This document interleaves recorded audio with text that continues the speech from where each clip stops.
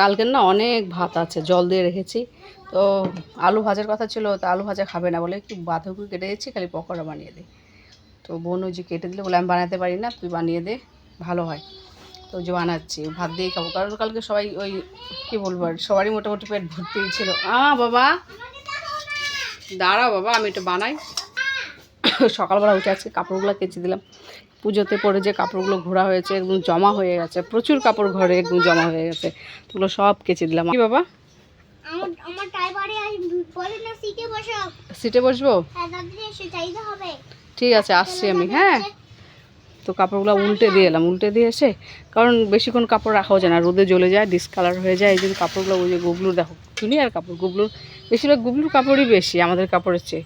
তবু তো সব কাপড় কাচা হলো না, অর্ধেক কাপড় আছে, বলছি একদিন এত কাচা যাবে না, জলও তো তুলতে হয় অনেক দূর থেকে। আর কিছু কাপড় ভেজানো আছে, বিছানার চাদর ওইসব ভিজানো আছে।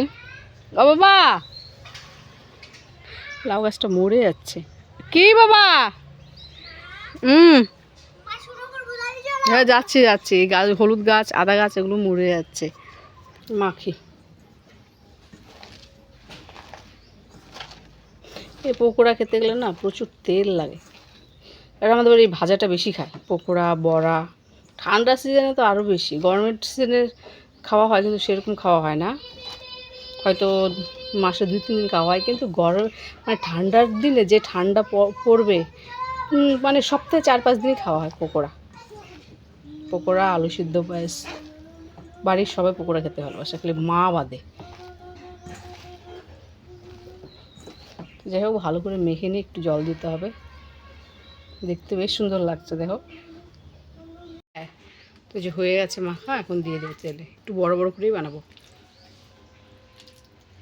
গরম হয়ে গেছে তেল পুরোই। ঠিক আছে। হ্যাঁ, পাগলাটা মশলা বাড়ছে। হ্যাঁ, আমি বাবা হাতে লঙ্কা লাগবে।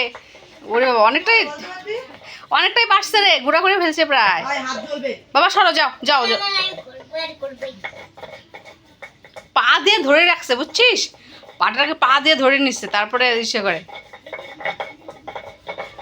ঠিক আছে ঠিক আছে, চলো চলো, সরো বাবা, আমি বাটি, সরো সরো সরো। মশলা বেটে গেল, পাগল একটা, ফেললো।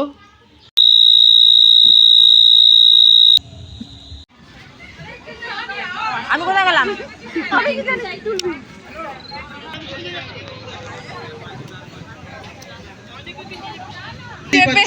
চেপে রাখছি। দর্শকদের মধ্যে খুব মানে এক্সাইটিং ফিলিংটা হচ্ছে, মনে হচ্ছে একজনের জ্বর এসেছে, বাট তাও সে প্রচন্ড এক্সাইটেড। গুবলু মুখে হাত দেয় না বাবা। হ্যালো, তুমি এখানে দাঁড়াও, এখানে দাঁড়াও, এদিকে দাঁড়াও। ওই গুবলু চুলের অবস্থা কি করছে?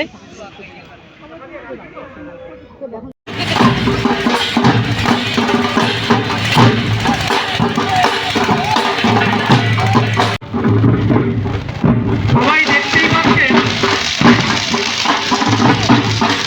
আমাদের ব্যান্ড পার্টি মণ্ডপের সামনে নৃত্য পরিবেশন করছে।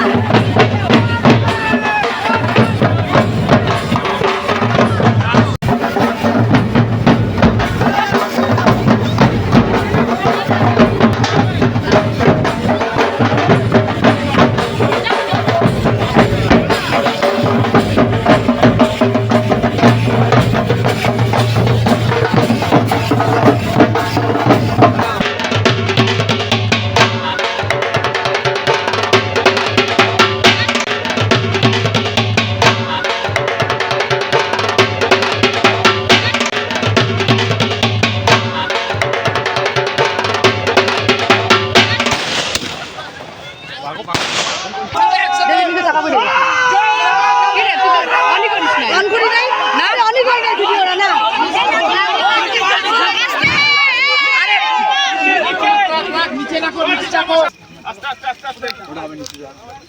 এরকম ভাবে সূর্য এরকম ভাবে যাবি এরকম ভাবে যাবি ফেলা দিলে কিন্তু ঘুরাবে না খেলাবে আর ঘোরাতে পারে নাকি এত বড় টাকা ধরে? ঘোরাতে পারে এত বড়? তুই তো অনই করিস না রে। কি করবো পিছনটা দে না, দেখিস না, দে। কি? কে? কে আমি?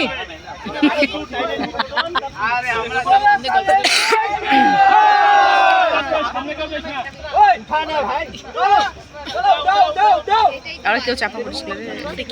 এই ভাই, এই এই একটু একটু সাইডে দাঁড়াও। কিছু দিবে রে। কি করবে আর?